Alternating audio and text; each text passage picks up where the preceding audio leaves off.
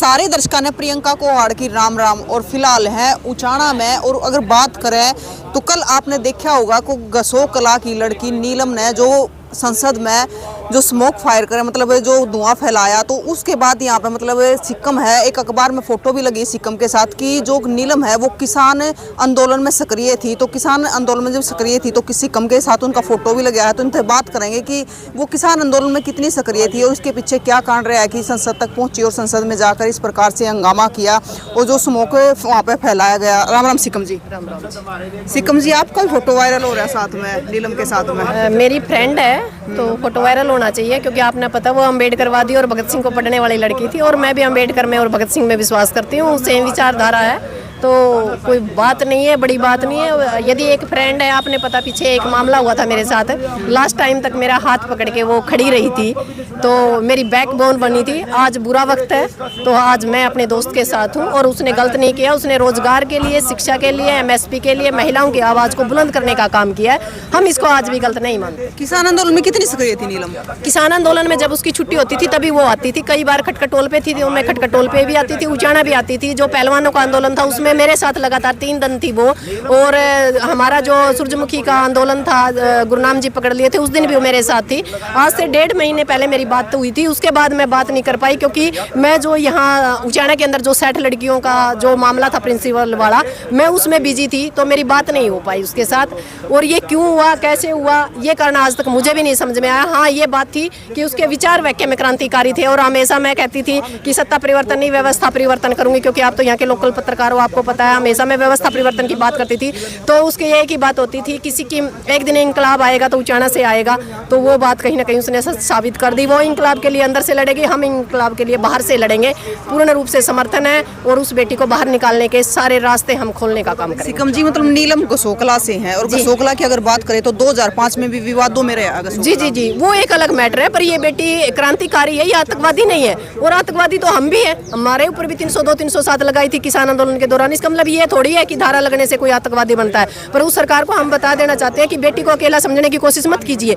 ये पूरे भारत के बेरोजगारों की आवाज़ है, हर बेटी की आवाज़ है, हर युवा की आवाज़ है, हमारी एमएसपी की आवाज़ है। जब संसद और विधानसभा बेलगाम होती है तो वहाँ धमाकों की जरूरत होती है। उसी के मामले में ये एक हल्का सा धमाका टेलर था। देखो, जिस समय आपको पता चला कि वहाँ पे संसद में कलर स्मोक के साथ नीलम ने हंगामा किया है, तो आपको कब पता चला ये बात? नहीं, उसी टाइम मेरे पास किसी ने वीडियो डाली थी और उन्होंने कहा था कि आप जो इंकलाब जिंदाबाद का हर स्टेटस पे लिखते हो, हर बाइट पे लिखते हो, हर बार आप जो बोलते हैं आपका इंकलाब आज विधानसभा के अंदर, संसद के अंदर इंकलाब हो रहा है। तो मैंने उसको वीडियो को खोला, सर्च किया तो मुझे मेरी आंखों पे विश्वास नहीं हुआ कि इतना बड़ा कदम हमारी दोस्त ने उठाया। पर हम, यदि उन्होंने कदम उठाया तो हम उसके साथ। सिक्कम जी, नीलम मतलब जहाँ तक आप की दोस्त है, आप कह रहे हो, तो मतलब किसी पार्टी वगैरह से जुड़ी ना किसी संगठन से है, ना किसी पार्टी से है। उसकी विचारधारा ही सिर्फ अम्बेडकरवादी और भगत सिंह से प्रभावित थी।